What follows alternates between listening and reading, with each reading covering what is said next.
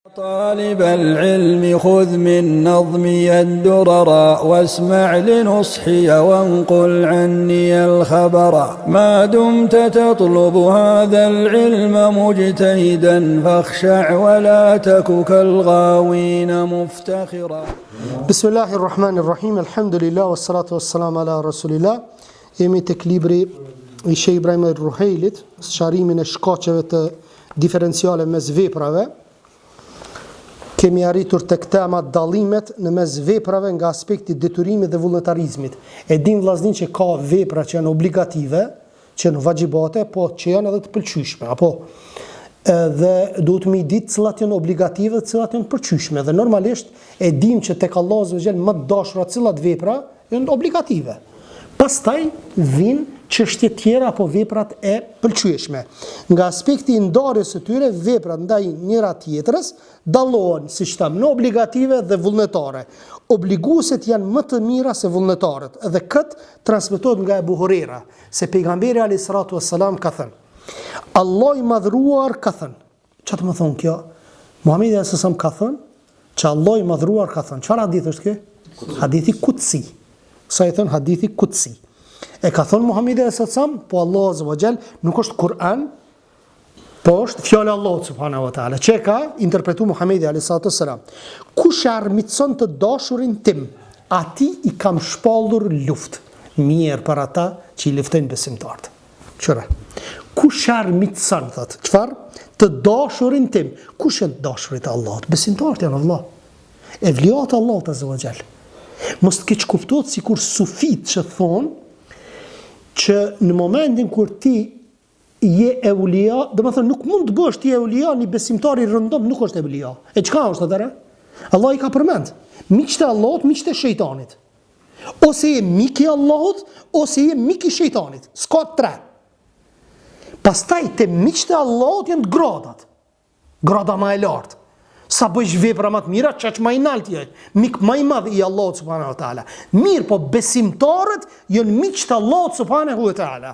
Dhe nëse vllai jam ti jeton kudo qoftë në një vend, dhe je I bindur Allahut subhanahu wa taala, I krysh urdhrat e Allahut subhanahu wa taala, dhe ty të armiqson një pabesimtar, të armiqson një lëvizje anti-islame, të lufton ku e diun në forma të ndryshme.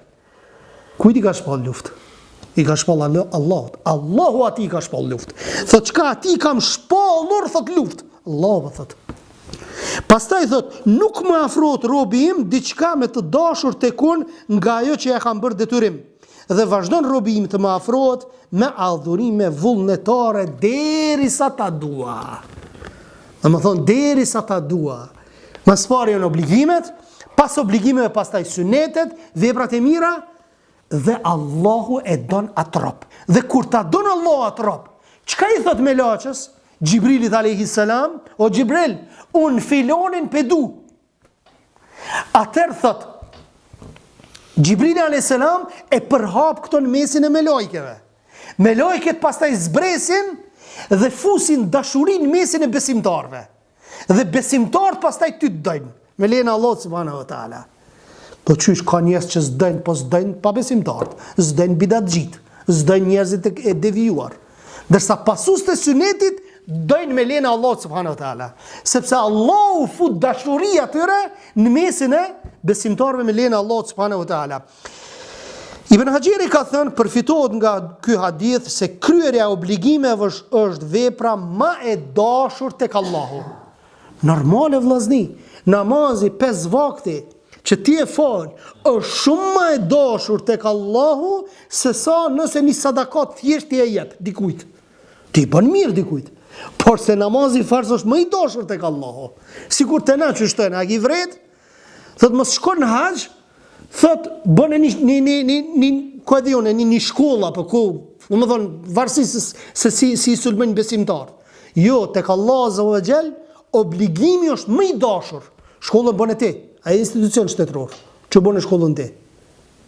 Përkundazi ti duhet më bëu dhe xhami, po xhami që hiç spylypin parë juve, vetë besimtarët të bëjnë. Veç na leni me bëu, se na e mushim xhamia. Veç thuj besimtarëve bëu ki kurs fal namaz, thuj për xhami këtë japin parë për xhami. Thot se kom namaz bile që të xhamin ta kom ditën e gjykimit. E ka një pik imani në zemër. Dharra, një grimc imani e ka. Thot ta fitoj xhenetin e Allahut subhanahu wa taala, ta fitoj mëshirën e Allahut, veç një parë ta jap për hir të Allahut azza wa jall.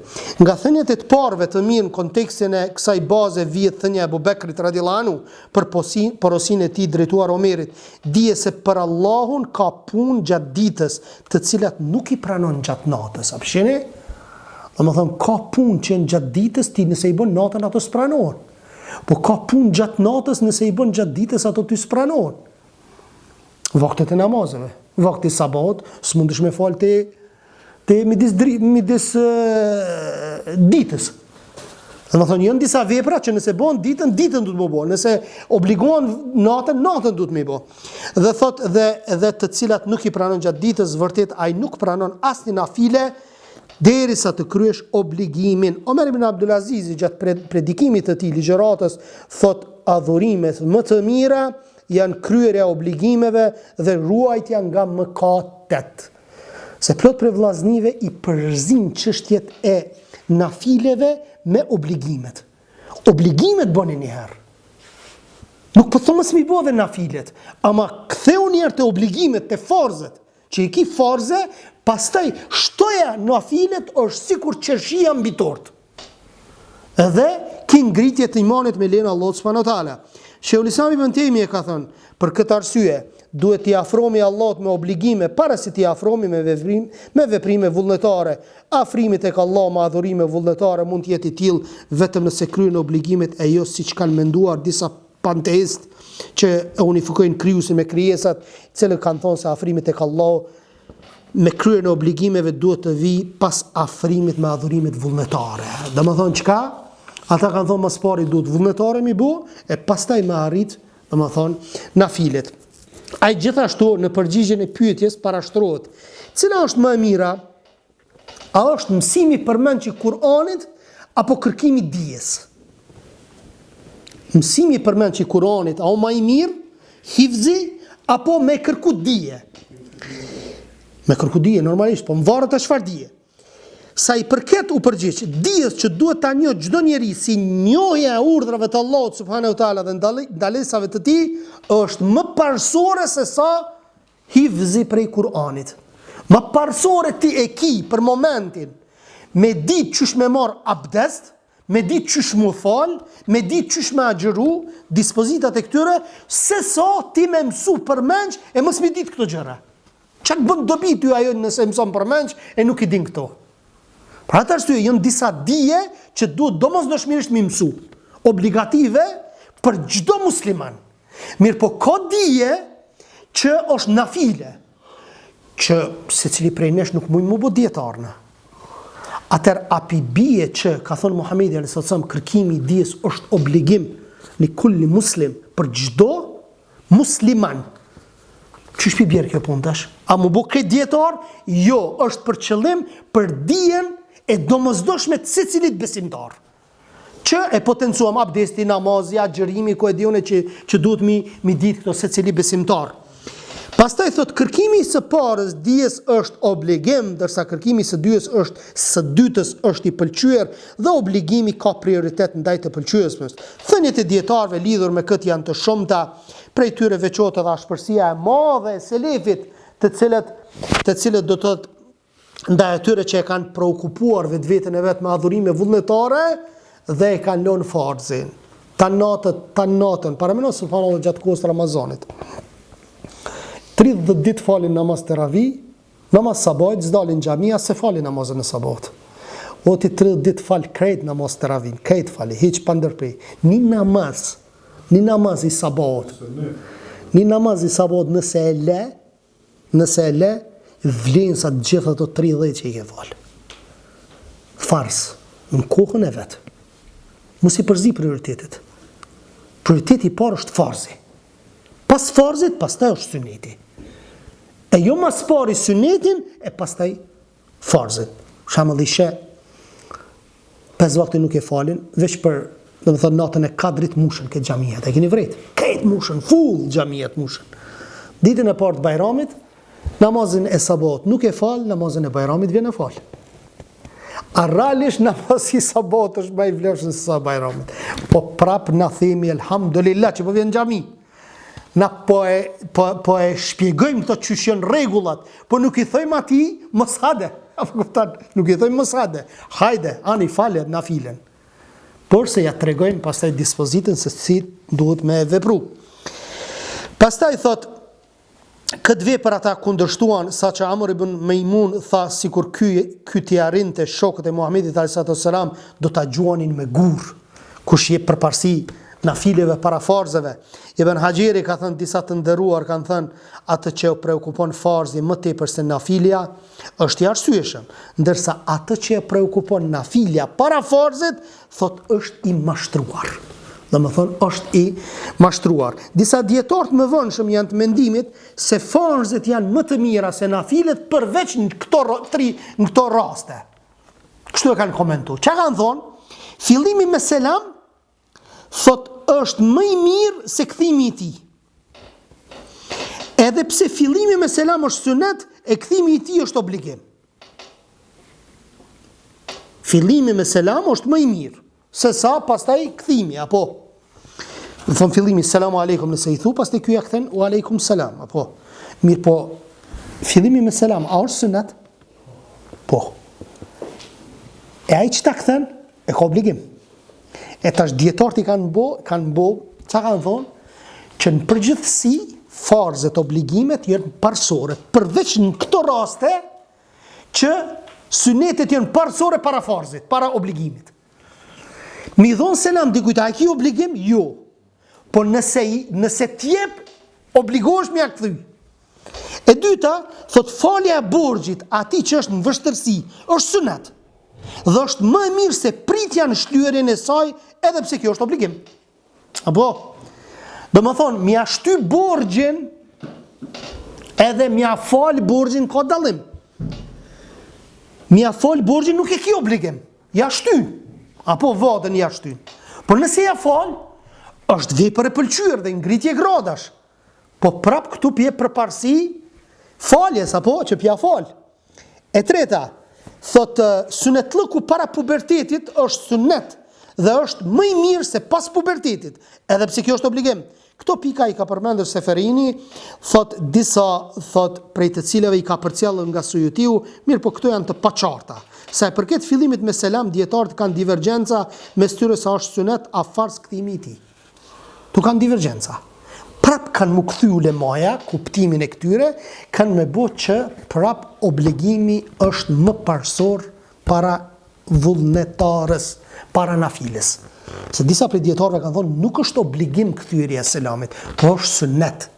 Është sunnet dhe kur themi është sunnet, atëherë nuk i bie që domethënë parsore është sunneti para obligimit. Kurse nëse do ta marrim thënien se fillimi me selam është sunnet, e kjo është më e njohura, atë nuk është e pranueshme të thuhet se ajo është më e mirë se kthimi i saj. Kjo për shkak se bie ndesh me tekstet e qarta lidhur me prioritetin e farzave ndaj nafileve.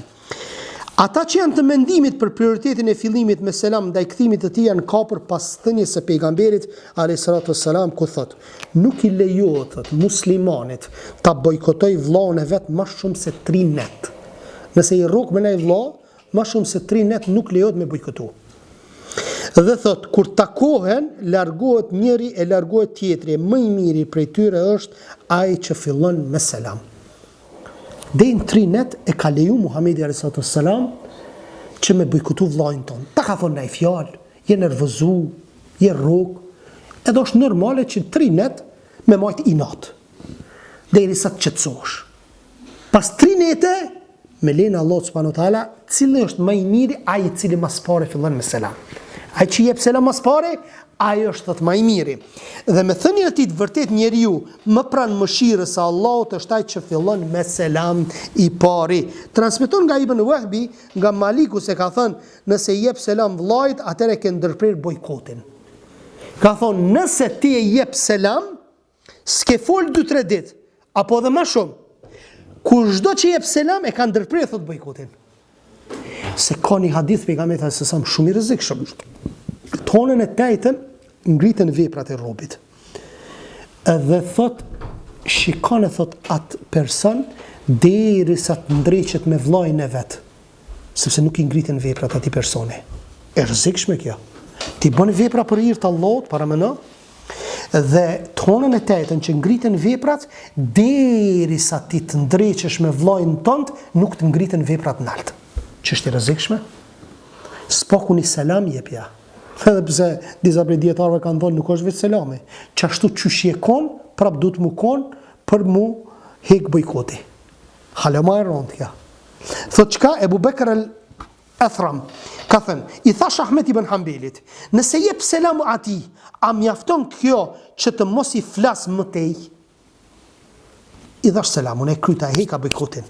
I pari i dhash selam, e fitova shpërblimin, edhe më nuk pe bojkotoj.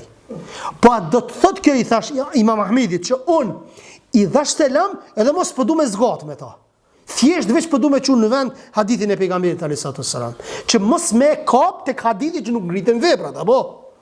Atër çfarë i tha? Në këtë rast shikohet gjendja në të cilën kanë qenë para bojkotit. Do të më këshur dy vllazni që shënkon, domethënë para bojkotit. Thot nëse kanë folur më parë dhe kanë pasur dashamirësi, atër nuk e nxjerr nga bojkoti vetëm se selami pa menjanim dhe kthim shpinë. Kjo bajgje e rëndë. Para bojkotit, a ki pas dashamirësi ti me vllajën tënd? Po. Dhe ti tash 3 ditë, 3 net si ke fol. Edhe po don me hekat bojkotin, mos me hin kërcënimin e bojkotit, pi jep selam. Selam aleikum, edhe s'po du mi fol më shumë.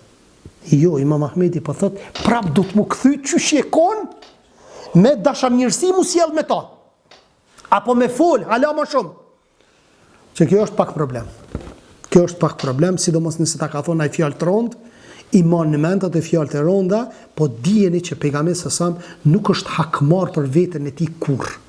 Vetëm kur janë shkel dispozitat e Allahut. Allahu na boft prej tyre që me mujt nefsin.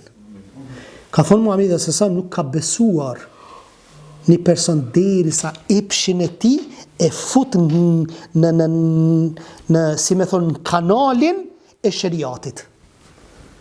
Nuk ka besuar, thot, derisa thot ta drejtoj epshin nefsin e vet, siç thot Allah dhe pejgamberi i tij. Ibn Muflih ka thënë bojkoti i ndaluar evitohet me selam.